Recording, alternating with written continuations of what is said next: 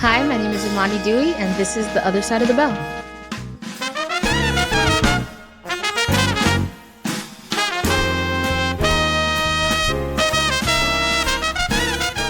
Hello, and welcome to The Other Side of the Bell, a podcast dedicated to everything trumpet, brought to you by Bob Reeves Brass. We'll help you take your trumpet playing to the next level. I'm John Snell, trumpet specialist at Bob Reeves Brass, and I'll be your host for this episode. Joining me today is New York trumpeter Dave Adewumi. We'll get to Dave's interview here in a moment after a word from our sponsor and some trumpet news. Today's episode is brought to you by Bob Reeves Brass, who share your passion for creating extraordinary music. You know that feeling when your instrument just clicks and the music flows effortlessly? That's what Bob Reeves Brass has been helping customers do since 1968. We've helped brass musicians like you achieve their dreams by ensuring their equipment is always in perfect harmony. We know you want to immerse yourself in the art of music making, and we're here to remove any barriers between you and your creative vision. Bob Reeves Brass is truly your one-stop shop for everything you need to fuel your passion and create music that touches hearts and souls. So go ahead, let us help you elevate your sound to new heights. Don't wait another moment to elevate your musical journey with Bob Reeves Brass. Connect with us at bobreeves.com, shoot us an email at info@bobreeves.com, and keep up with the latest news on Facebook, Instagram, YouTube, and Twitter at Bob Reeves Brass. Embrace your passion for music and let Bob Reeves Brass be your partner in creating the extraordinary. Well, we are in the thick of fall here in Southern California. I was just out in Boston at our good friends Virtuosity Music, and was definitely fall there. A bit on the chilly side for my Southern California tastes, but I want to take a moment to give a huge shout out and thank you to Steve Johnson at Virtuosity, the owner of Virtuosity Musical Instruments, and his fabulous staff, Robbie and Sam and Ben, and of course Lou and their woodwind staff. It took care of me, made me feel like I was at home, and really, thank you to all the customers that showed up. I feel like half of Boston showed up to try mouthpieces and get valve alignments. So another third year in a row that we were sold out. I was literally finishing the last alignment as we were trying to pack up to get me to the airport. I had some podcast listeners show up, Eric and Jack. Josue listens to the Trombone Corner podcast. He picked up a Reeves Brass Art trombone mouthpiece. So we had a great time. Lots of new mouthpieces found homes. Check out our Instagram because we took some videos and there's plenty of photos up there as well from our visit. And they have an espresso maker. So it's just like we do here at the shop. So I was definitely caffeinated the whole time. So again, thank you to everyone at Virtuosity. If you were in and around New England, in fact, while I was there, a lot of folks were traveling through and popped in. Just catty corner from Symphony Hall. They have a fabulous store there. Lots of new and used instruments, of course, mouthpieces, including Reeves mouthpieces. And now they have a stock of Olven mutes as well, so you can go in and try them out. Next on the docket, we will be in North Carolina at Greg Black Mouthpieces in Mount Holly. That's November 7th and 8th, Friday and Saturday. And then all of us, Greg Black and the Bob Reeves Brass team, will be driving north to Winston-Salem for the North Carolina Music Educators Association Conference, November 9th and 10th. That's a weird one. It's a Sunday-Monday conference. So forget about the rest of my week. I won't know what day it is when I come back from that one. Well, I never know what day it is. So if you're in and around North Carolina, either the southern side, you want to come up from South Carolina or Georgia. I know I have some folks coming in from Georgia already. Mount Holly would be your best bet on the 7th or 8th. And if you're on the northern side of North Carolina, come by the NCMEA conference. I'll be at the Greg Black booth. So if you look at the program, it's not that big of a hall, but we're kind of in the back, along the back wall there. And as I like to say, between Greg Black and ourselves, if you can't find a mouthpiece between the two of us, it probably doesn't exist. So looking forward to seeing you there. Valve alignments, just contact Greg Black or contact us. We'll have information in the description to get on the list for that. And it's going to be a fun trip back in time for the holidays. So other than that, I think that's all. I will talk about the Japan trip next. I still don't have those dates yet, but I will talk about the Japan trip that we're doing over, I think it's around the November 20th, a few weeks after that. Also, I'll have the details for that, our next episode.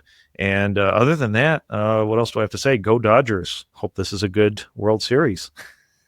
There are things other than Trumpet in this world. Not much, but a few things like Shohei Ohtani. Anyway, with that being said, lest I digress, let's get right to my interview. And this is a fabulous one. I fell in love with Dave talking to him. I'm talking about today's special guest, Dave Adewumi. Dave Adewumi is a trumpet player and composer recognized as one of the leading new voices in jazz. A graduate of the New England Conservatory and the Juilliard School, he went on to win first place at the 2019 Carmine Caruso International Jazz Trumpet Competition, the 2024 ASCAP Young Jazz Composer Award, and the Gregory Morris Composing Fellowship. More recently, in 2025, he received the NYSCA NYFA Artist Fellowship. Dave has been voted a rising star in the DownBeat Critics Poll and has performed on some of the world's most celebrated stages. He has appeared on The Late Show with Stephen Colbert and The Tonight Show starring Jimmy Fallon. His collaborations spanned a wide spectrum of artists, from Harry Connick Jr., Ray, and Busta Rhymes, to Mary Halverson, Jason Moran, Ingrid Laubrock, and Dave Douglas. And now here's my interview with Dave Adewumi. Well, joining me today all the way from New York City, it's such an honor to have my guest today, Dave Adewumi. Dave, how's it going over there? I'm doing real well, John. Thank you so much for having me. This is a really exciting experience. Like I was saying before, there's a lot of great trumpet players that have been on this podcast, so I'm just happy to be counted among them, Oh, it's my honor, my pleasure. And we're going to talk about this a little bit later on, but, having Alexandra Ridout on and Dave Douglas has been a real treat for us and for me, getting to know them. And I've been looking forward to talking to you. So let's get into it. And I want to know, right from the beginning, like, how did you find the trumpet, or did the trumpet find you? How did that come about? Well, I feel like it might be a little bit of both.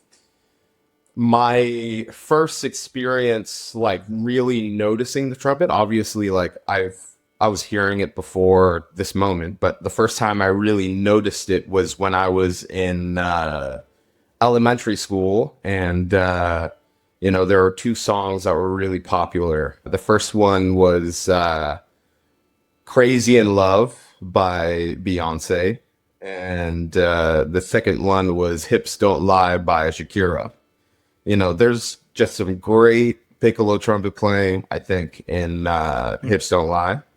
And the horn line in Crazy in Love was just so captivating for me, as a young lad. So that was the first time that I really noticed it. And it was simultaneously during the time when in elementary school we were picking band instruments. And, I was lucky to even have a band program in New Hampshire, where I grew up.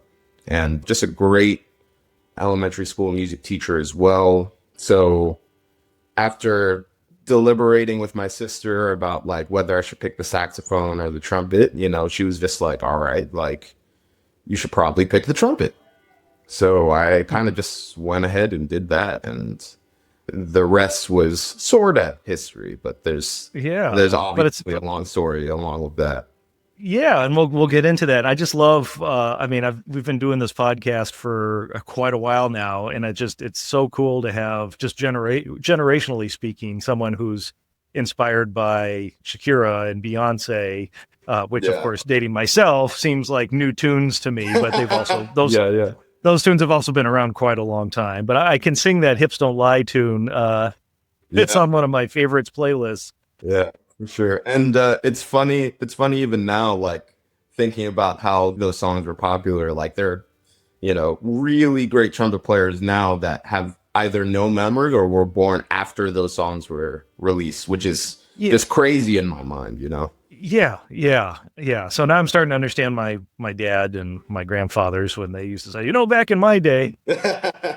But like, we've come full circle. We've had folks that, like, they listen to Doc Severinsen, or they listen to Al Hurd, or they listen to Herb Albert, and so on. And Winton, and That's now, better. yeah. So, but I mean, you didn't know at that time that those were trumpets. You just liked that sound, Yeah, right? Because I'm I assuming you're in elementary loved that school. sound. You know, Yeah. I was a very shy kid, and maybe there was something about the trumpet that allowed me to access just this like confident alter ego. Hmm. Obviously, like now I'm not shy, and I would likely think, being able to play this instrument as like a gateway to kind of coming out of my shell in a way. Hmm. Yeah, It's like your voice, for so to sure. speak. Yeah. Yeah. So then, what did the early years? Did the trumpet come easy to you, or does it? Were you just playing in band? Were you taking lessons? How did you progress? So I didn't take lessons, but like I'd like to say that at first I might have had some natural gifts. Like it was hard for me to play in the lower register, but I was able to get like between like middle C and G above the staff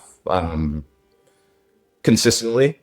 But I was playing with a puffed out embouchure, and that may have been the reason why I was able to access those notes.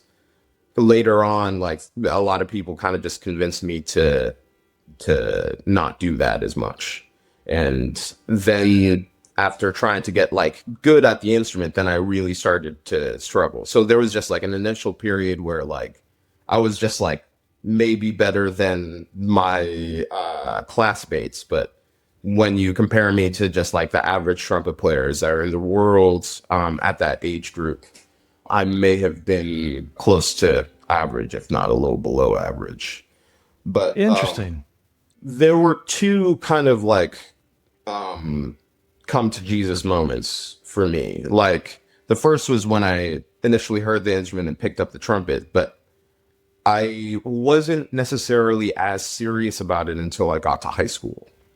Hmm. And I was probably a little bit more serious about playing basketball. And I wasn't really good at it, nor am I very tall. So, the interest in basketball was, a passing fad as a middle schooler.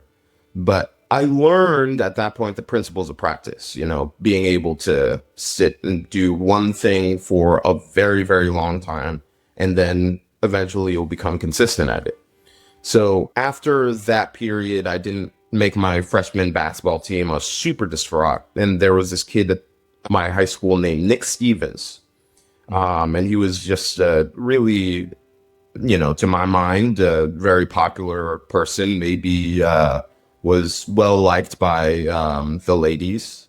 And, he was a musician.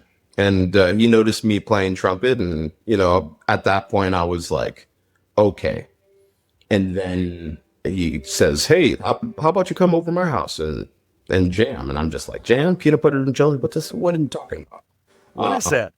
And, we're playing tunes out of the real book. And after, playing a little bit, we started listening to music. He puts on a record. And the first thing that we listened to, I think, was something by Miles Davis. I can't really remember. And that was, I started noticing just like this other universe of what music could be.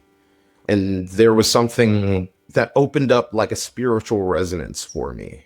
He told me to check out a couple other artists. And I think one was, Freddie Hubbard. Maybe another one was like Kenny Dorham. And then another person he recommended, a modern trumpet player, was Roy Hargrove. And, I picked up Ear Food from the music store, and it felt as if it was a calling from God, like as soon as I listened to that record, it was kind of like before jazz, after jazz. Like it was like, this is what I'm doing for the rest of my life. And there's not going to be too many people that are going to get in my way of doing it. So that was the moment where I was like, okay, I want to be a jazz musician. How do I become a jazz musician? So I was like, okay, I need to practice in the same way as I did on the basketball court. I'm going to take one thing and I'm going to do it every day very consistently. And at that point, even though I said I haven't really had too many teachers, there was one, my first real trumpet teacher was this guy, Chris Burbank. Maybe you know him, maybe you don't. He's playing in the Army Blues right now. And at that time, he, also from New Hampshire, graduated from the Juilliard school. He got his master's degree there. And he was in New Hampshire for just like a little stint. And while he was there, he probably gave me 4 or 5 lessons for super, super cheap. And I need to reach out to him and tell him thank you for those lessons, because like it really set me straight. You know, he introduced me to the Clark studies. He introduced me to the Chickowitz flow studies, especially the Clark studies. Like I'm doing them every single day, and not just 1 and 2. Like I love 3, 4, 5, 6, and 7. You mean there's Clark studies past 1 and 2? Yeah. Go figure. Yeah, I know. But like, Go figure. Yeah. That was the point where I realized how hard the trumpet was.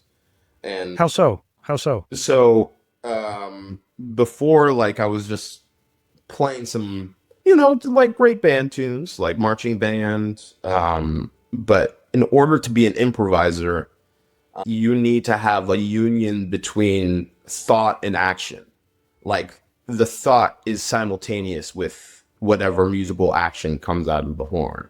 And in order to do that, you need a really high level of technique, even for the people that someone would say like, oh yeah, he's a jazz guy. Like it takes a tremendous amount of control to be able to have a musical idea enter your head and you're able to immediately communicate that. So I really, from that point till I'd say, you know, until like my master's degree even, you know, I really struggled with the horn. Really struggled. I've had to put in a lot of work to, you know, get to the point where I'm able to play semi-consistently. You know, it's always a work in progress in that way. It's a great picture you painted of both your epiphany of listening to Roy Hargrove and getting that inspiration. I mean, I love asking that question, and you you answered it before I even asked it about if there was a moment. And you know, some of my guests, it was just like, no, I just played trumpet and I like doing it, and that's what I've done, and went into a career, you know. Yeah, and then yeah. some folks like yourself like have that moment and have that inspiration, and it's a beautiful thing to hear, you know, why are we who we are, you know, what Sure. and the impact that just one album or just one sound, like you listening to Ear Food, you know. It's just really, really amazing to hear those stories. I want to talk, I mean, if you don't mind dwelling in your struggles, so to speak. Yeah. Because I mean, it's all so enlightening when we hear folks, especially like yourself, that, you know, it wasn't a straight line in terms of the trumpet playing, or we weren't just born with a trumpet and natural ability. So, you know, how did you cope with those struggles in terms of getting through high school and then going on into college? Yeah, for sure. I feel like there are kind of moments of triumph. And then in my life, there are moments of triumph, and then there are just absolute downward spirals. When I entered NEC for my undergrad, I had 2 incredible teachers. Like, I didn't know how good I got it until I've been looking back in years past and just being like, wow, I was really lucky to be able to study with them. So the first 2 teachers that I had for weekly study outside of Chris Burbank, this is in college. The first one was John McNeil, and I'm sure Dave has talked about him a whole bunch. He is somebody that has set me straight in so many ways, and such a funny human being. And the second one was Lori Frank. Now, Lori Frank passed when I was going into my sophomore year. In the summer between my freshman and sophomore year, she passed. But, you know, I still go back to all of the things that she taught me. And John McNeil passed, I think, about a year or two ago. And that was a tremendous loss for me. But both of these teachers that I had were, and I mean, they're literally the book Flexus, you know? So I remember coming into NEC my freshman year, not really knowing a whole lot. I feel like I was really operating with youthful ignorance, and youthful ignorance is just such a beautiful and powerful tool that people can utilize to get better. Because like, you know, if I knew how hard it would be, maybe I would have stopped.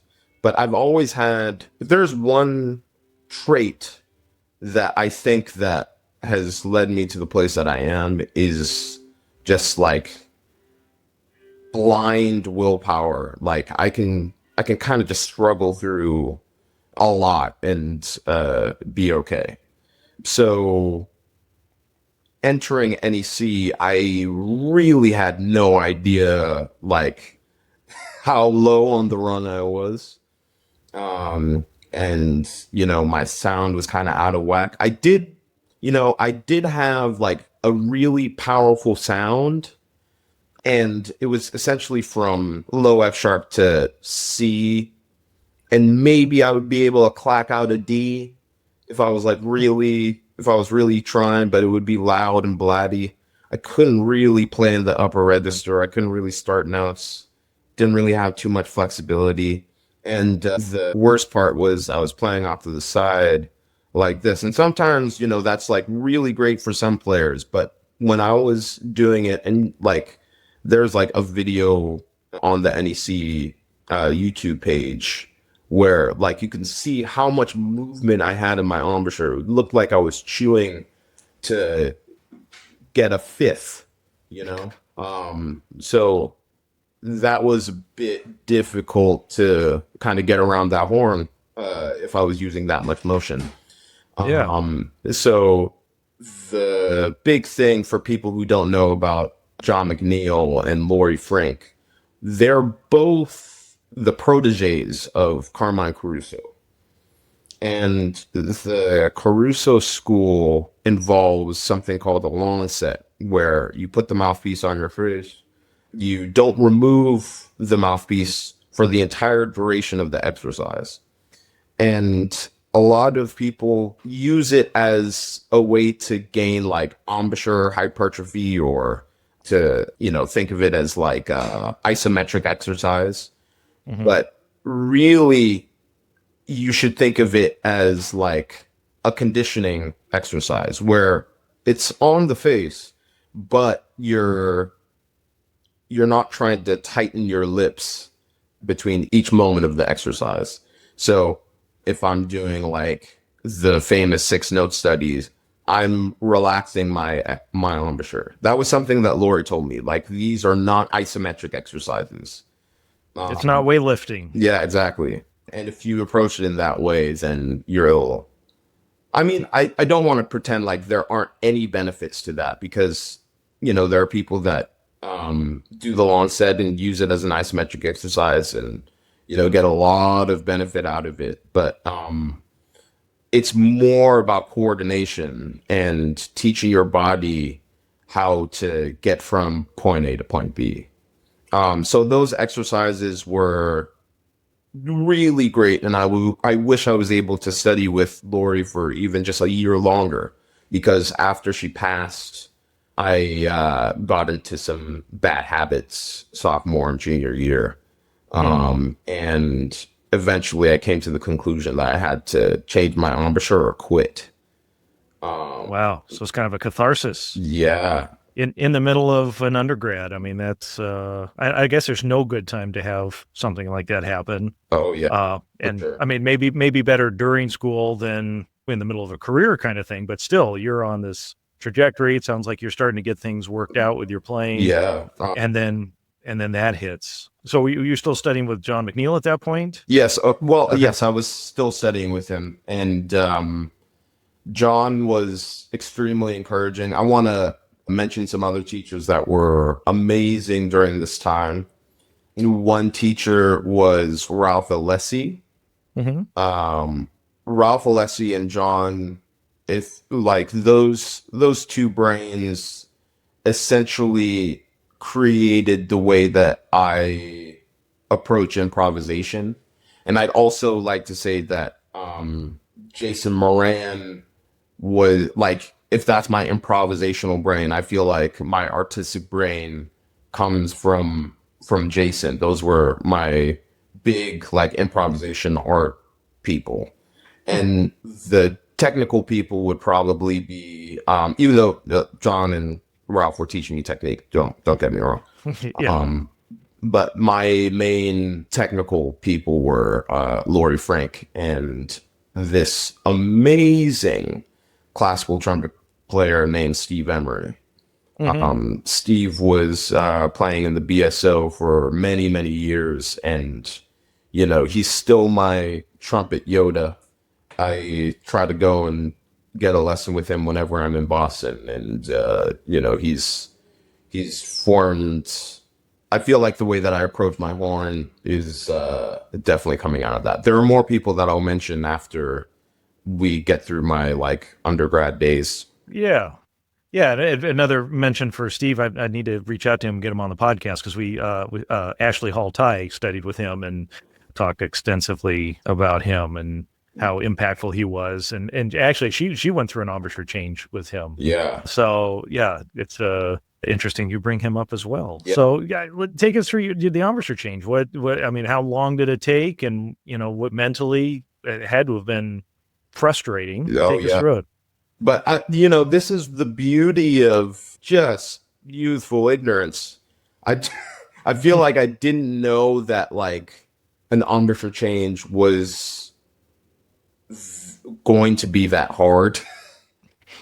And if I knew how hard it was going to be, maybe I would have been discouraged and I might have quit. But, you know, thank God for my ignorance. So I want to make a distinction. Some people actually, when they're doing an embouchure change, it's more of an embouchure find, you know? And while I was practicing all these things that Steve and Lori and John were giving me for the trumpet, I was able to find a different setup. Like one piece of the puzzle was just like moving the mouthpiece to the center and relying on the oral cavity to change the notes instead of crunching my lips together. You know, that immediately gave me insight of how the trumpet could be played easier in a way that was more efficient. So like I would mess around with that embouchure almost in the same way as like somebody kind of just like playing in the sandbox. It's just like, okay, let me mess around with this. And then I realized that I could kind of squeak out some high Fs with that embouchure, but it would be really quiet and wimpy. So, you know, I would just like be improvising, and then, you know, for like one bar, I might just like switch to that embouchure and just be like,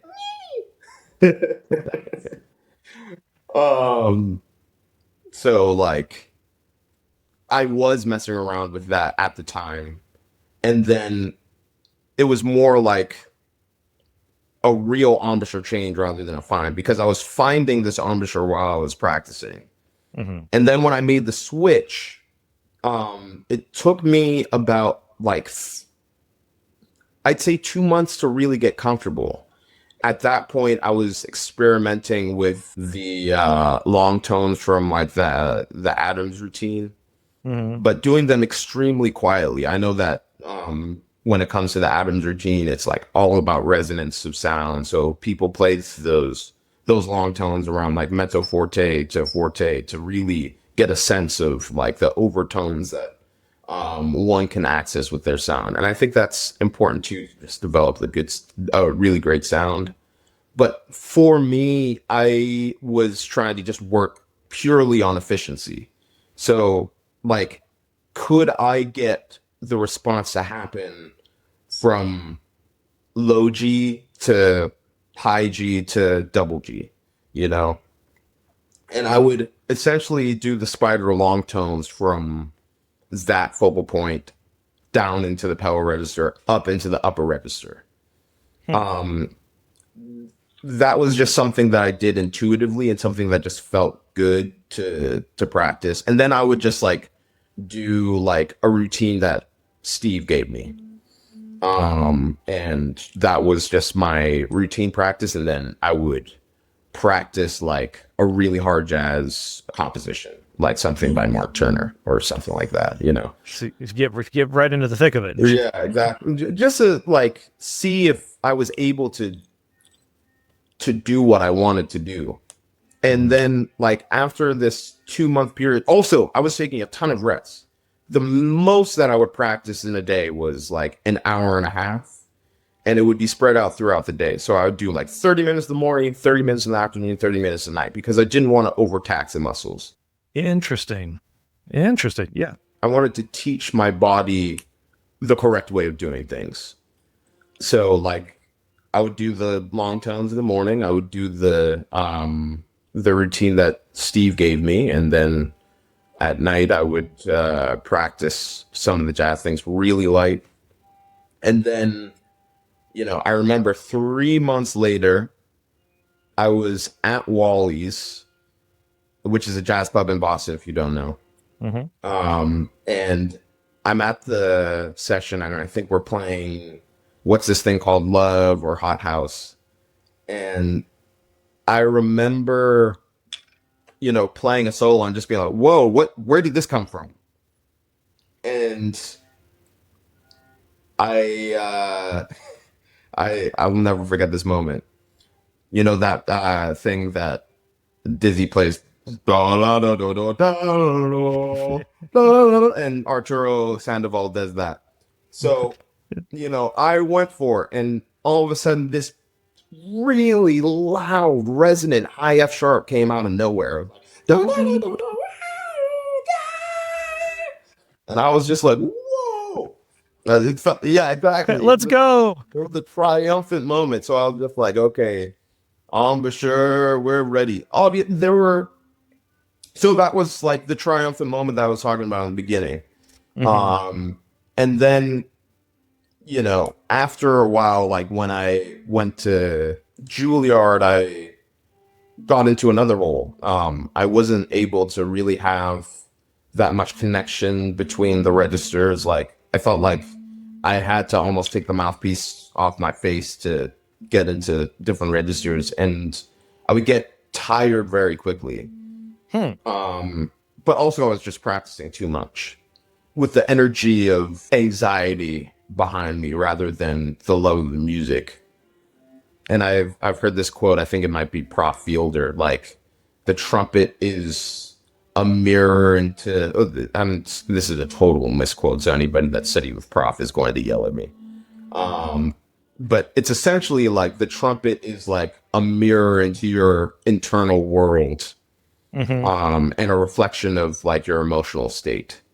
And that was just where my head was at. So, you know, after more consistent practice, I was able to unify those registers. So ultimately, like the initial embouchure change took 3 months, but it took like another like 2 years to like really get comfortable on it, even though I was playing better than I was before, objectively. Yeah. And in the meantime, your jazz playing is progressing in parallel as your trumpet chops are going up and down and going on that journey. So I'd like to talk a little bit about that, about your jazz journey. Sure. You know, what were you doing? Who were you listening to? You know, what techniques were you using to improve your improvisation? Well, when it comes to improvisation, I kind of approach it from a vocal standpoint. Like, I want to make sure that I can sing through anything that I want to play. So I spent a lot of time just like singing along to solos, singing through chord changes, just to like really get my ear going. And I still do these exercise, or like now I'm doing these exercises more. You can take a song as easy as you want or as hard as you want. Like right now I'm doing this on John Coltrane's 26-2, just to like really challenge myself. I'm trying to sing the third of every chord. I'm trying to sing the seventh of every chord, the fifth, the ninth, the sharp 11, the 13th, being able to just like really, really sing through those chords. And only the seventh, which, you know, at first it sounds like pretty easy, but like trying to find the seventh through like a chord structure like that has been challenging for me. So it's been great. Like I'm getting better at it day by day. John McNeil. Oh, go ahead. I was gonna say, do you do it with a piano, like to test yourself, or how do you, or are you just, you know? I either like do it in thin air with like a metronome, like, you know, the metronome is at like 40 BPM or like 60 BPM. And I'm just like singing through the sevenths, just so like I can like feel the harmony in my body in a way. You can do this with a piano, but like then I'm listening to the piano for the note that I need. But another way to do it that I think is also good, because then I'm not like looking at my hands, is I do this with I real B, and I'll just like sing through the thirds and sevenths and ninths and etc. So I train my ear, and I, especially in my younger days, I was doing a lot of transcribing. Like that's just the way. And like immediately taking the lines from a solo and like applying it in as many places as I could. And I would do this haphazardly. Like I would take a line that I like, and even if it doesn't fit a chord structure, I would still use that line because I really loved it. And sometimes I would take a line from one solo and a line from another solo and combine it. So just to talk about like influences and whatever, I'd say in high school I was maybe more influenced by Roy Hargrove. And funny enough, when I was in high school was when I discovered Dave Douglas for the first time. And I remember like, you know, you couldn't walk around with music or like an iPod in school, which is what we were using before the telephone, kids. We had these iPods that were like really clunky. So they didn't really allow iPods to be used in school. So I would like record some of his music on my phone and like play it in between class, just on my phone, Dave Douglas. So, you know, I remember that. So I was deeply influenced by those guys. Wynton, can't forget Wynton. He is such an all-star. And I remember just coming home from school just to listen to like one YouTube video every day of him playing Cherokee. And he's playing in a bucket mute, and, you know, it was just awesome. So I was listening to more modern trumpet players. And then in college, I was more focused on bebop, hard bop guys. I'd say like Booker Little was my ultimate like influence improvisationally. And then like Freddie Hubbard as well. Like I was listening to a lot of Freddie, but nowadays I have been kind of just moving away from Freddie because that's just a sound that everybody gravitates towards. Another person that I was really influenced by in college was Ambrose Akinmusiri. He was just starting to get popular when I entered into NEC, and I was listening to him constantly. And, you know, we can't forget about Miles. And in my mind, like, Miles is the most overrated and underrated trumpet player that has ever existed. You know, people realize how popular he is and almost take him for granted. But, like, there is nobody that is able to play with that much intention and clarity. And, you know, his his trumpet playing is unbelievable on some of these records. Just coming out of thin air, just bleeding out these high F sharps. Dave Douglas got me hip to this record, Live Evil. Oh yeah, I have that one. And it you know, he's a monster on the horn. But you know, his time, his phrasing, everything is just so perfect. And his catalog is so deep. Like, you know, I say mainstream. I mean, it's still a jazz artist, but you know, most people know of So What, or you know, Kind of Blue, or Sketches of Spain. But and there's those are iconic, great albums. But like you through, I mean, how many decades was he active? Yeah. And there's great recordings, great live albums through his whole period. Yeah, for sure. I feel like my favorite eras of Miles, even though I love every era, is like him as like an early bebopper, you know, just playing with Charlie Parker when he's like 18, 19. And then like his stuff in like the late 60s, early 70s, you know, those are like my two favorite eras of Miles. In a Silent Way, I probably listened to that every night for years. It was my meditation, like before finally crashing and going to bed, was putting that on and just emptying out my head from whatever happened that day or didn't happen that day. And yeah, I mean, it's great. Yeah. Oh, maybe I'm gonna go listen to that tonight. Yeah, it's been too long. Please do. Just like one last thing that I'll say. I hate that this was so late in my self-education.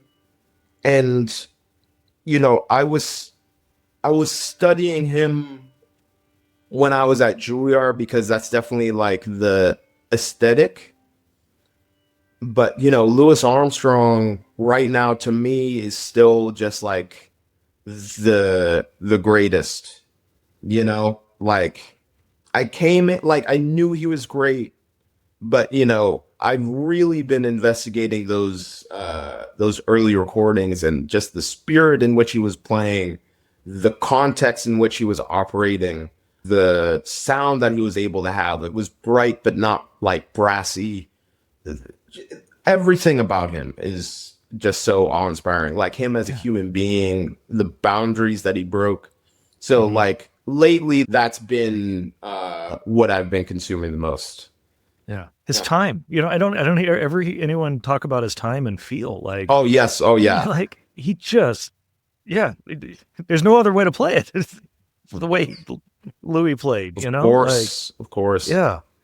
Yeah. Well, I'm glad you brought him up because it's not that we're quick to write him off. That's not the right word, but you know, somebody like Freddie Hubbard, for example, seems so much sexier. Yeah, because of the pyrotechnics and the edge, and it's kind of closer to music today than it was in the 1920s. Yeah, but I feel like there's just a lot that's missing, even just like within those 3-minute tracks of Louis Armstrong, or like any of the early jazz cats. To be honest, like you know, this is not the age of like TikTok or whatever, but there were so many things that were happening within just like a 3-minute recording. Like you'd be going from the United States to Mexico to Canada, all the way to Europe and then back to America in the 3-minute track. You know, it was incredible.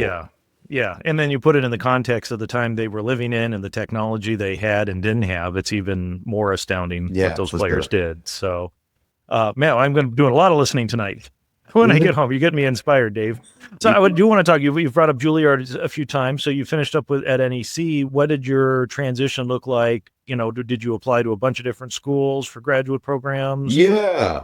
So the two programs that I really wanted to go to were the Berklee Global Jazz Institute and Juilliard School. Those were like the two programs I did. I applied to some other schools, but I was really looking forward to going to those two schools.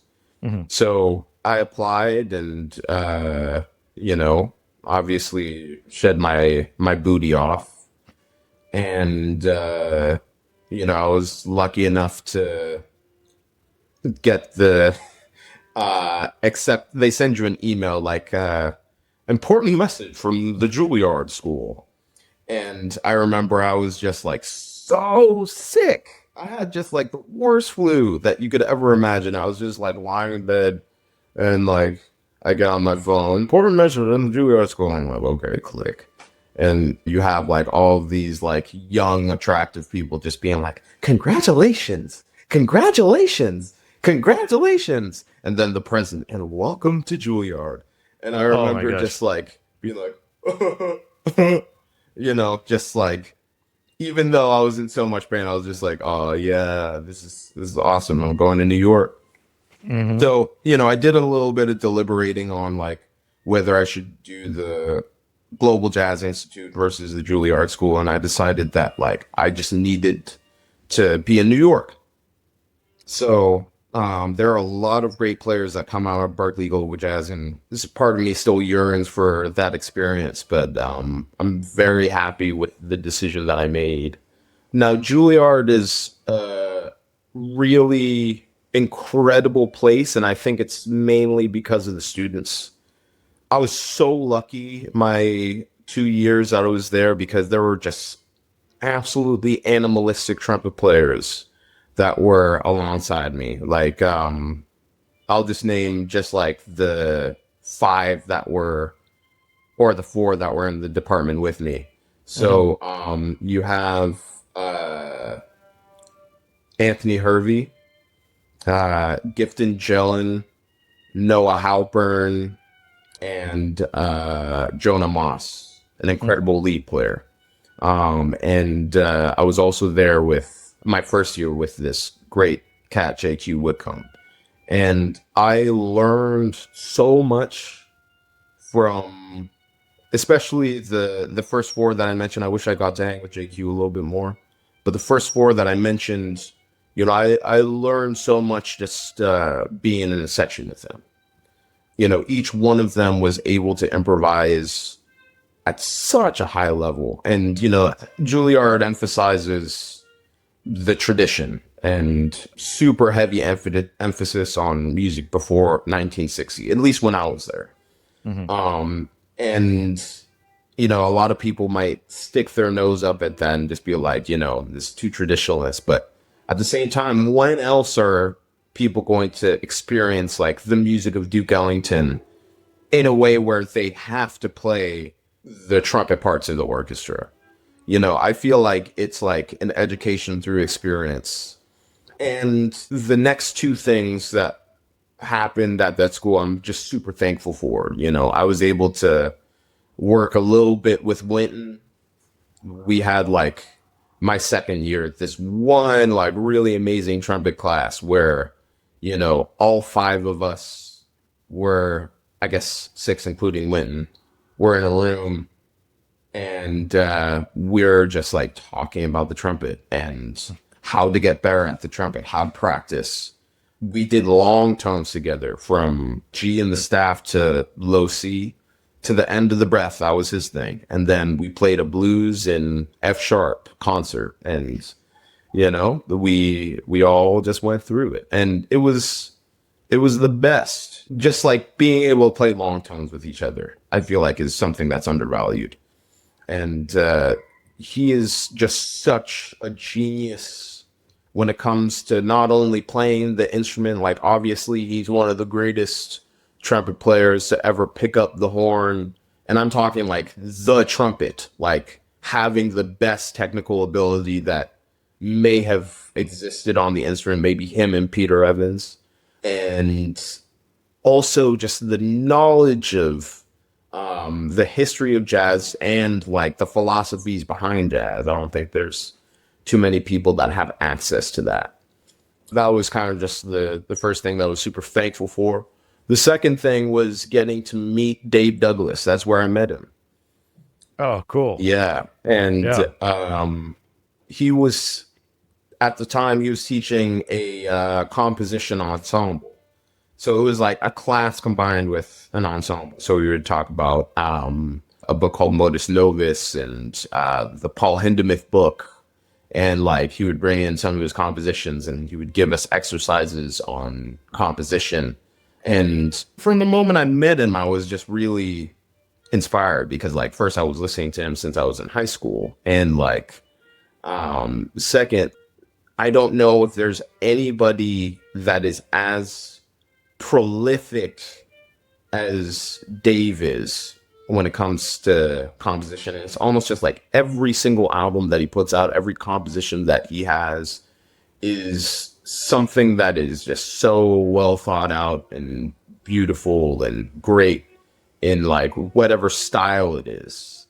And you know, Dave, he's constantly reimagining, you know, what ensembles he wants to put together and like what instruments, what new ways he can kind of just like deal with this beautiful musical tradition. And he's just a wellspring of ideas.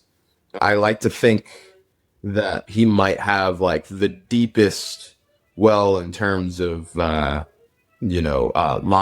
and compositional ideas. It's incredible. So those are the two people that I'm really thankful for at Juilliard. So I have to ask, and I mean, it was just amazing your experiences with them. You talked about learning about the philosophy of jazz, or the philosophy behind jazz. Talking to Wynton about that, like, what did you mean by that, or what? Can you give us some insight? Well, the Wintonian analysis of this would be like the three elements of jazz, which I believe he might have adopted from. This might be his own conclusion, or it might be due to his mentors being Albert Murray, Ralph Olson, and Stanley Crouch, and I'm sure a whole host of other great people. But like, he was around really important thinkers. And the three elements of jazz are swing, improvisation, and the blues. And these elements represent different ideals within, you know, the experience of America and also the experience of Black America. Like, for example, the idea of the blues, you know, we have like a 3-verse structure with the blues. The first two parts of the blues express some sort of sadness.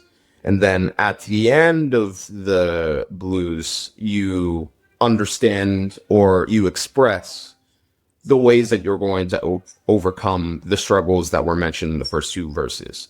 Like, I just lost my baby. I don't know where she went. I just lost my baby. I don't know where she went.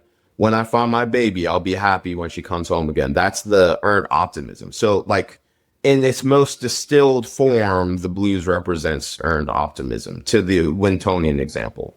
And that's a pure oversimplification of how he would explain it. But I hope that in that 2-minute explanation, I've done that justice. But you should, I think anybody should just check out any of the videos that Wynton has on those three subjects. They'll learn so much about jazz history, American history, Black history. You know, it's incredible.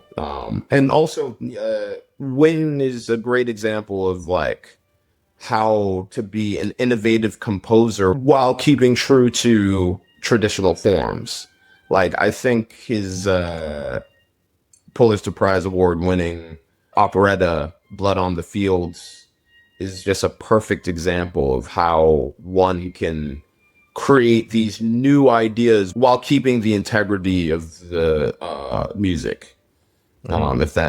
If you get the idea of that. Yeah, that makes sense. And then it's a fascinating, you know, two of your mentors. You have Wynton, who does that within, I don't want to say the confines, but yeah, basically the confines of traditional structures. And then you have Dave Douglas, who redefines or turns traditional structures on their head. Yeah. You know, or maybe even laughs in their face, or, you know, whatever. Yeah, for sure. So as a young budding jazz player, so how did you, I don't know, maybe reconcile's not the word, but where did you find yourself between those two? Well, I feel like for me, the way that I approach it is like, I try my best not to see it as anything that's different, because if you really listen to Dave play, you can hear all of the bebop that he was playing with Horace Silver during his tenure. You know, like, he has so much harmonic clarity when he plays, and he's extremely adventurous. I see what he's doing and I see what Wynton's doing, And I feel like it, in my mind, and, I'm totally happy to be wrong in this sentiment, and maybe it's naive of me to say, but, I see them as just like branches of the same tree. Like, this is just like an all-encompassing musical structure that can be defined in so many different ways. And, you just need to step to the side and see other parts of this, like, really beautiful tradition, and like highlight certain aspects of it.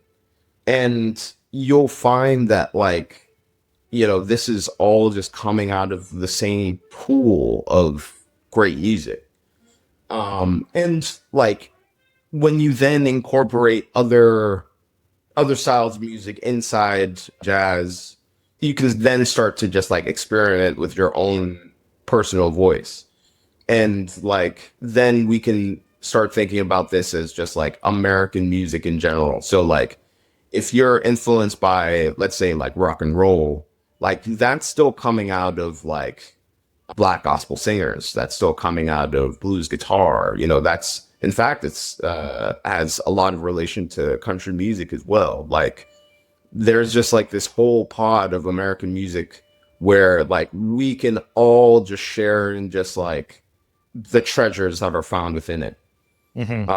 So that's kind of just like my way of reconciling it. Like, I'm just a fan of all of the possibilities that can be had within traditional forms and non-traditional forms, Yeah. So that's, I mean, amazing answer. I love this. This is much more than a trumpet podcast. Talking about heavy valve caps and what valve oil do you use, synthetic or petroleum based, right? Going deep here. Some of my favorite conversations. I do want to shift a little bit to, now kind of career wise, because you're in New York, you're at Juilliard. I mean, I'm assuming you're getting on the scene, you're freelancing at that time. What did that look like? And, how did you navigate that scene as a young player? Well, I feel like a lot of musicians want to think about like entering New York as like getting drafted in the NBA or NFL, where like you're 18 and then you're starting to play with like all the super pros that are in the league. But really, I feel like when you're 18, 19, 20, 18 to 22, I'd say, like, yes, you should consider yourself a professional musician at this point, even younger. But like, there's just so much time. Like, right now I'm 30, and knock on wood, like, I'd like to live a couple more. I'd like to see a couple more 30s happen, get to 60 and 90.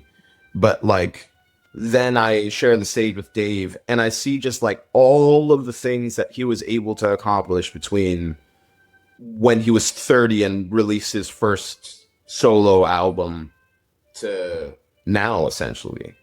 So like, at this point, I feel like I'm just getting started. But like, I'll tell you one thing, like, if there was any piece of advice that I could just give to a musician, is like, even while you're in school, take everything seriously, because, outside of the great trumpet players that I talked about, another one of my mentors was Jason Moran, somebody that I studied with at school.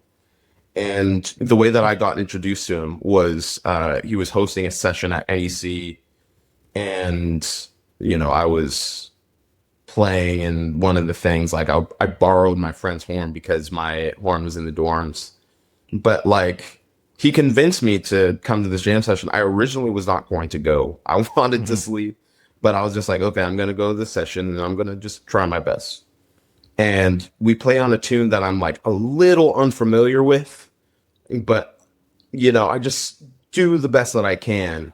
And then I take a solo, and then Jason stops the band, and he was just like, do you know the changes to this tune? And I was just like, oh man, here it comes. I'm going to get called out for not knowing the changes. Dang. And I was just like, I kind of know the changes. And he was just like, well, I'll tell you right now, that was some bad shit that you're playing. I was just like, what? And, you know, that was the first time that Jason kind of like had tabs on me. Yeah. And then as I was studying with Ralph Alessi, you know, Ralph started talking to Jason about me because I was like very diligent with all the things that teachers were giving me at NEC, and I was like trying to implement them in my practice right away. And then while I finished Juilliard and I was just working on the scene, you know, just like doing my best, like at that point, Dave invited me to go to Festival of New Trumpet Music, and like Jason was responding to like a thread that was on Instagram, and he was proud of me in that way. And then he realized that at that point I was capable of, you know, being a professional musician. And then he called me for one of his projects. This was to the dance hall, to the battlefield. And like originally it performed at the Kennedy Center, RIP the Kennedy Center. And, you know, it was my first time like really being on the Kennedy Center stage. And, you know, I did my best, and it turned into this really great ongoing project. And I guess that period that lasted, including the pandemic, like 6 to 8 years. So it was just like consistent work that like I could have every once in a while with Jason, like one of my heroes. Like, yeah, how cool. And at such a young age too, yeah, you know, like I think, yeah, at that time I think I was like 23 or 24. But you know, playing with him and the bandwagon, and I guess the other young people at the time, I think he blew up after this. Emmanuel Wilkins, if you know him, he was in the band, and then later on it was Logan Richardson and this great trombone player, Chris Bates. But we were like the only young guys in like a 10-piece band. So it was such a great professional experience, but also a learning experience. And then through that, I met Ingrid Lauerbach because she was subbing in the band, and like then, you know, that turned into something else. And then through Jason and Ingrid, I met this incredible genius of a musician. And if you don't know her, please look her up, Mary Halverson. And now I'm in a band with her, and we're going to be doing a lot of dates together. So like, and in addition to that, like outside of like jazz and creative music, like, you know, I'm doing all the things that other trumpet players do. I'm doing the club dates, you know, shows, like all of the things that require kind of that professional skill set rather than an artistic, quote unquote, skill set. You know, I'm still doing those things. It's kept me on my toes. Like I still have to keep up my lead chops, you know. But so it's yeah, and I appreciate you bringing that up, because it's, yeah, I mean, New York is a difficult town. Well, let's put it this way: being a jazz musician is a difficult career in any town. yeah, for sure. But especially one like New York. And so, you know, yeah, they're doing the club dates. But you have your own groups as well that you put together. Oh yeah.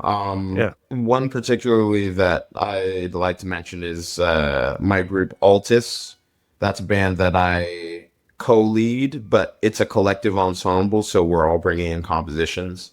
Last year we released this album called Mythos, and we just recorded our next album, which is set to be released sometime in 2026. I'd like to say that's like early days, maybe January, February, March.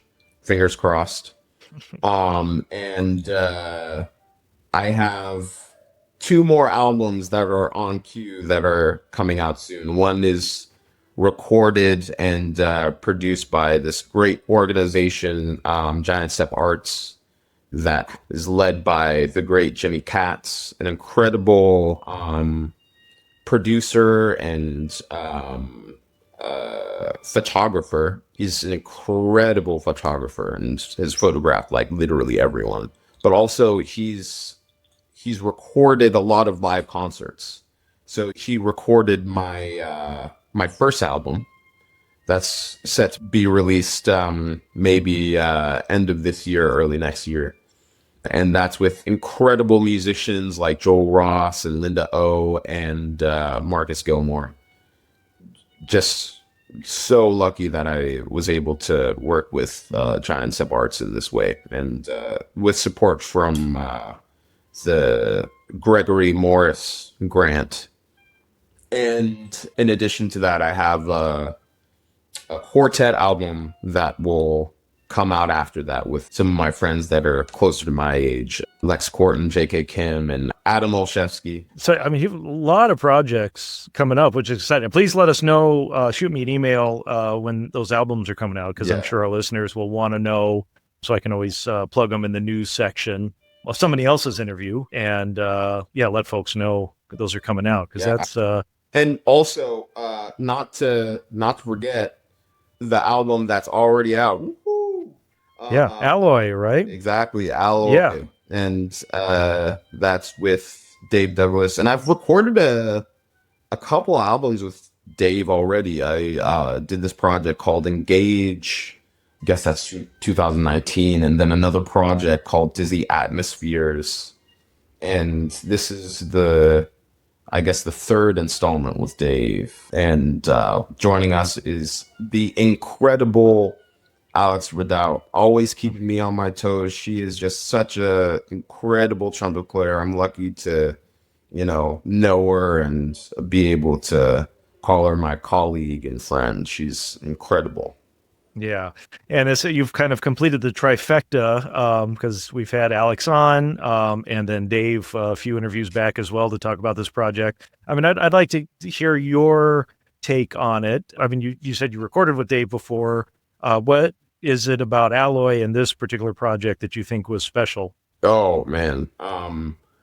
First, trumpet trio is something that you don't hear too often, and it's such a powerful organization of musicians on this record, because we all have different ways of playing. But when we come together, it's like this really beautiful organism that manifests. And, instead of having the traditional piano and the ensemble or guitar, you have the great Patricia Brennan playing vibraphone, and she's just awesome. And in addition to that, you have Kate Pass on bass, incredible. Rudy Royston, I've been listening to him for a very long time. So it really felt great to just be in the studio with them and get to play a couple gigs with them as well. And Dave and Alex are just on fire. And I hold my own too. I'm not, I hold my own. They appreciate your humbleness, and they said the same about you in their interviews. And really, you could tell, having talked to all three of you now, just I mean, for lack of a cliched word, but the synergy between the three of you, where 1 + 1 + 1 equals more than 3, what each of you brought to the table, exponentially increased the energy and the creativity, instead of just adding to it. So, and you guys are doing that like a performance of it, or are you guys planning on doing? I think Dave has some other gigs that he's trying to get for Alloy. The most recent performance that we had was Festival of New Trumpet Music. We had 2 nights, and the first night it was Alloy plus my band Altus I talked about previously, and then it was Alloy plus Alex's band, and it was just a really fun experience. I love Festival of New Trumpet Music. It's my favorite festival for obvious reasons. I love me some trumpet. And there's always great trumpet players that come by, and we get to just nerd out as much as we can, talk about all that good stuff. Man, one of these years I'm going to get out there. When I was talking to Dave, I was going to try to fly out and hear, but my son's new marching band, high school, he's freshman in high school, and his you better be playing the trumpet. He is playing the trumpet, but his high school football, marching band schedule said otherwise. this fall. So maybe next year I can get out there and hear the new trumpet music. Yeah, I mean, Dave, it's been amazing chatting with you, and thank you so much for your time. I have a few geeky questions. Oh, now. let's do it. Yeah. So I do want, you've mentioned about doing like a routine with that Steve Emery gave you. I'm wondering what your current routine is. Do you have a regular maintenance routine, practice routine that you do, and what is it? How much time do you have? We could talk. We can go through this right now. So, another person that you had on the podcast was Tom Hooten. Oh yeah. And Tom is just an incredible player. I've never met him. I've never studied with him, but I've watched a lot of his videos. And one thing that he recommended that I use all the time is this app called Seconds Pro. And this is just like the way that I organize my system. So I start by drinking water, and then I go into playing through maybe some very, very quiet long tones. Like if this is first thing in the morning, I'm doing quiet long tones. And like in the same way that I practice with waiting to the end of the breath, very, very softly, low F sharp to C below the staff. Sometimes I go up to G in the staff. That will take me 15 to 20 minutes. And then I just leave it at that. And that's all to make sure that I'm just getting a good response out of the embouchure. And it also is like a meditation in a way. So I just feel better after I do that. Then like I'll take a break. Then I might go into 6 notes. And then like I'm really into the chromatic. So this is a la like first Clark study, but I expanded a little bit. So like still going tritone, but like from low F sharp to C in the staff, let's say. And like if I notice any bumps in the road, then I go really slow over like where a break might be. So like a break this morning was G to A flat. So I'll just be like, quiet. Then play a low F sharp after that. That was something that Lori gave me. Whenever I have like a break, you just play a half step like that, low F sharp, do that maybe 2 or 3 times, and then you're golden. Lately, I've been focusing on Clark 6. It's a pain in the ass. I hate Clark 6, but I've been doing it every day, and like I might get through like 2 keys, and I'm like, that's it. So right now my 2 keys are G and A flat. There's like for the people who don't know their Clark studies, there's like a minor version and a major version of the exercise. So I've been exclusively focusing on like the minor part of the exercise. So G minor, A minor.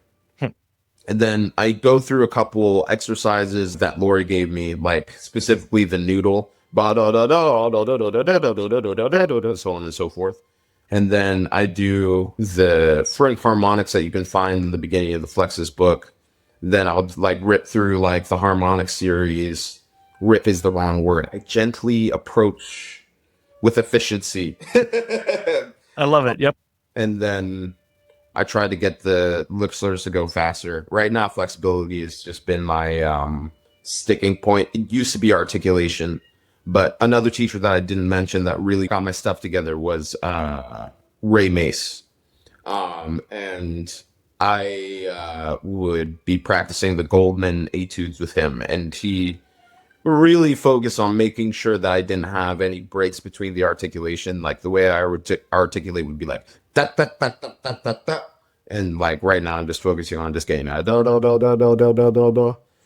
Now, another thing that Ray Mace gave me was these exercises from the Shoebrook book. I don't know if people are familiar with this one. Oh, that's a deep cut. Yeah. So the book is called Shoebrook Lip Trainers. And it's just about getting like first attacks. And like you might get like an exercise that like is C in the staff. Da da da da da. And like going from like mezzo forte to mezzo piano to piano. Just like really refining the attack. And then like practice the etudes like Goldman and like the interval studies of Arbin, like my Seconds Pro is going. And then like I'll focus on like some musical things. Like I'll do those chord tone exercises that I was talking about. I'll take a tune and like try to see if I can play a line up and down, only whole steps and half steps. Like go through the entire tune, up and down, whole solos and half steps throughout the range of the horn. Great technical exercise as well. Right now I've been playing some like melodic scales. So like you can take a 3-note triad and you can play it up, you can play it down. You can start on the roof, go to the fifth, go down to the third, so on and so forth. There's many ways of configuring a triad. Take a little break. Then if there's like some music that I need to learn, I'll go over that. And then at the end, I work on some transcriptions. Now, that's my ideal day. That might take me between like, I can get it done, all of that, like maybe an hour and a half if I'm like doing like 10-minute segments or 2-minute segments of some things. Mm-hmm. But like, I'd love to get like 3 or 4 hours out of that, you know. I love to practice. If I have like a week consistently doing that, then I'm in tip-top shape. You're golden. So it's interesting. So you mentioned that from Hooten, the Seconds Pro app. So how do you use that in your practicing? Is it something you do with the Clark studies, or something you do with the long tones? I do it with everything. It's just to make sure that I mean, I can even show you. I don't know if your viewers are going to be able to see this, but yeah, if you're on YouTube, we can use this clip, but we can also I have like all of it organized. I have even the rests. Like you have like my rest. This is after I do the seconds. And the seconds are Monday, Wednesday, and Friday. I'm such a nerd when it comes to that. I'll do my chromatics. It doesn't take me too long to do like these things throughout the range of the instrument. And like I have notes to myself it says Clark 5, but I'm doing Clark 6. Because I've graduated from Clark 5. Honestly, I'm perfect at Clark 5. Yeah. Not actually joking. I got the humor. So for the folks that are listening on the audio only version of this, so yeah, the Seconds Pro it's an interval timer app, and you basically have set up your own custom schedule down to the second. Yeah. Right. With built-in rest breaks. So you'll do chromatics. I think I saw in there for 2 minutes. Yeah. And then you're done. You move on. And that's also something that I got from Ray Mace. It's like the first part of your practice should be just like getting a feel of your horn, like where you are today. So I use the long tones for that.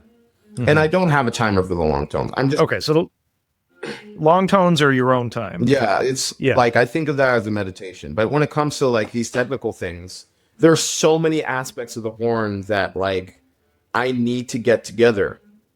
So like I'm going to touch on those things a little bit. And if I find a problem with 1 or 2 of those things, then later on in my day, I might like set like a 15-minute timer and just work on that, and that's kind of like my way. But like ultimately the thing that we're pushing towards is getting as much music time as we can, because like what's the ultimate purpose of playing the trumpet? It's not to get like these big, huge muscles. Like who needs to, play double C when they can't get a good sound? You know what I mean? We're here to make music. It's not weightlifting. Yeah, for sure. Well, we love to treat it as such. Yeah, and then I do too. But like, we're all guilty of it at some point. Sure. But yeah, we need to get grounded at some point and realize it is a musical instrument. And then that being said, equipment. What are you using? What are your tools? Maybe the next time I'm in LA, I come over and get some new equipment, because I'd love to have you. I'm kind of I'm so lazy about equipment.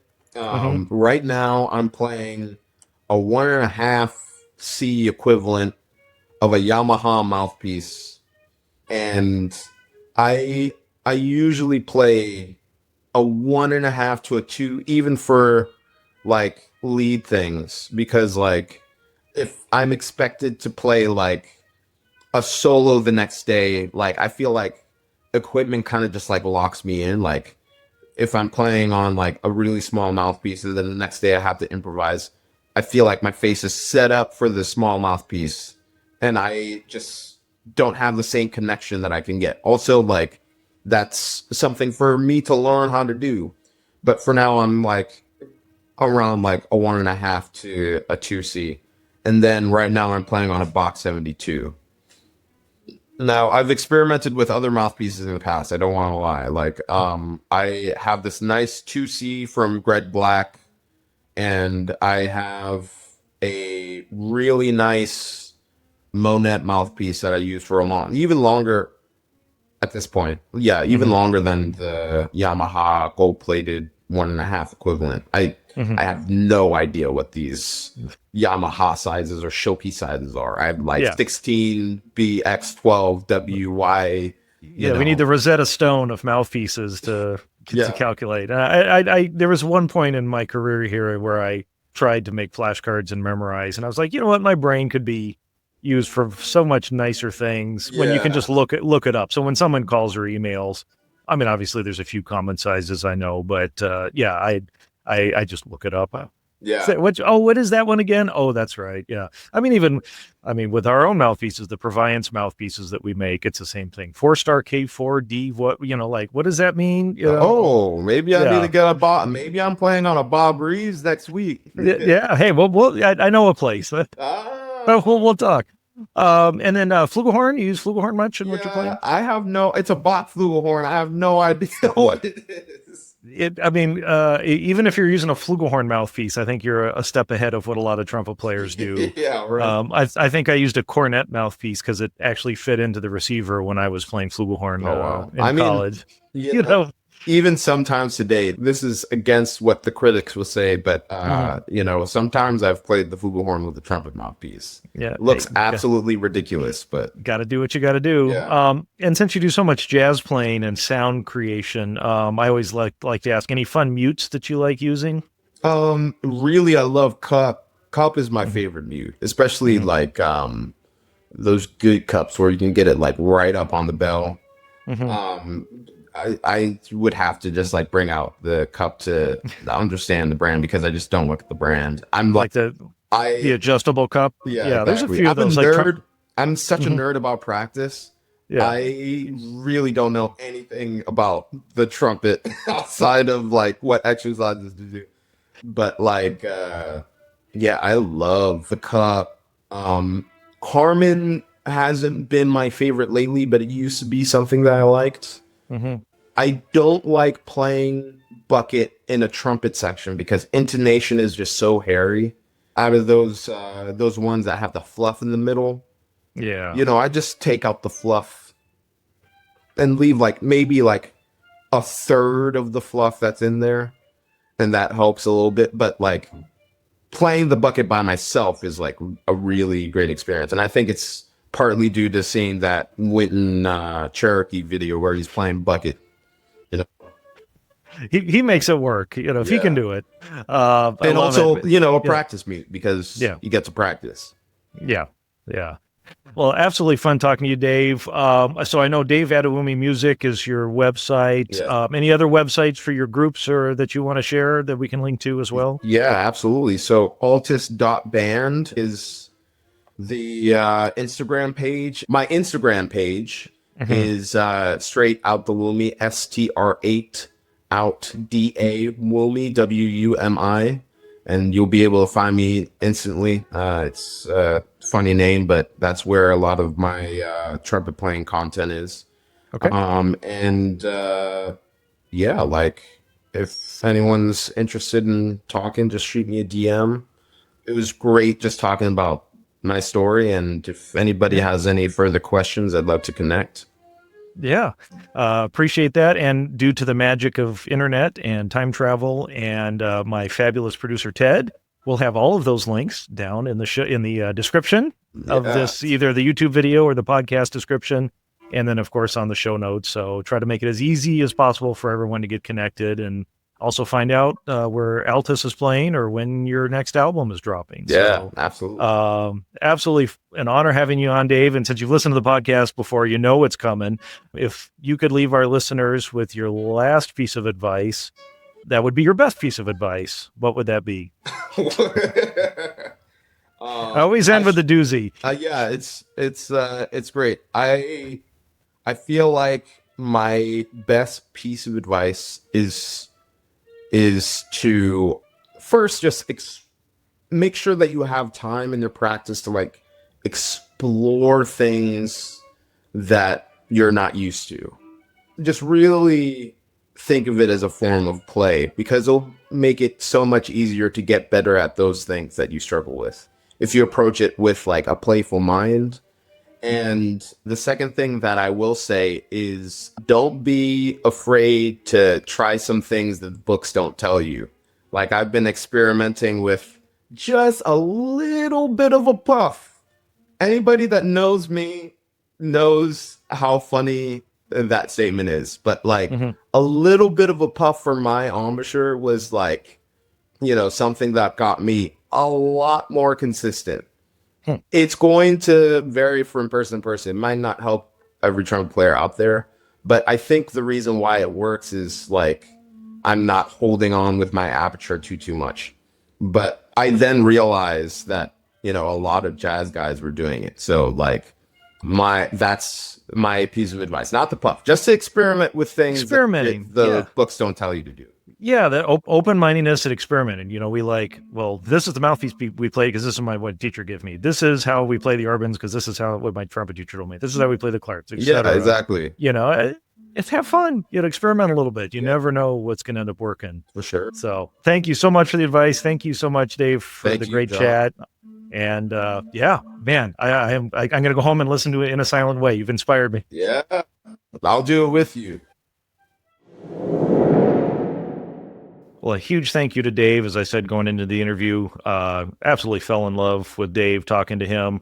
What a shining star. It's so great for the future. We've had a few great young artists on recently, actually thanks to Dave Douglas and his Alloy, kind of the trilogy here with Alexandra Ridout and now Dave. Please check out that album. I've been listening to it here at the shop, Alloy, with Dave Douglas and Alex and Dave. And to learn more about Dave, you can go to daveadewumimusic.com. We'll have the links down below in the description and on the show notes. And also, he said he's pretty active on social media as well, so we'll have the links to his Instagram down below to make it as easy as possible for you to follow Dave and his rising career. So much great stuff to unpack in that episode. I love how he was talking about, singing the different partials and harmonics, and that's how he would learn tunes and expand his vocabulary. Because look, if you can't sing it, you can't play it, and really cement that connection between what you're hearing and what you're playing on the instrument. That, just the career, how he manages a career, in a tough industry in a busy town full of other players in New York City. He's out there doing it. So lots of great advice, lots of great music, and along with Alex, I can't wait to check in with them in 5 or 10 years and see where their careers have gone. Thank you for listening. As always, hit that 5-star review, leave us a nice comment. Hey, if you're on YouTube, I can see how many people watch our podcasts and how many of them are subscribers. And less than 50% of you who watch this podcast are actually subscribers on YouTube. So the people listening in Apple Podcasts and Spotify, this doesn't apply to you, but you YouTube watchers and listeners, please hit that subscribe button. Feed the algorithm monster. We do this all for free. You don't have to buy a mouthpiece. You don't have to get a valve alignment, but at the very least, hit that upvote button and hit that subscribe button. It means a lot to us and helps us keep the word out there, because this is a goodwill for the community is why we do this. Thank you for coming to my TED Talk. That's all I have to say for today. We have some great artists coming up in the next episode here in a few weeks. And don't forget, we also do a trombone and a horn podcast, The Trombone Corner. Recently had Joe Alessi on there, and Phil Yao was recently on the horn signal. So lots of great brass content for you. All right, until next time, let's go out and make some music.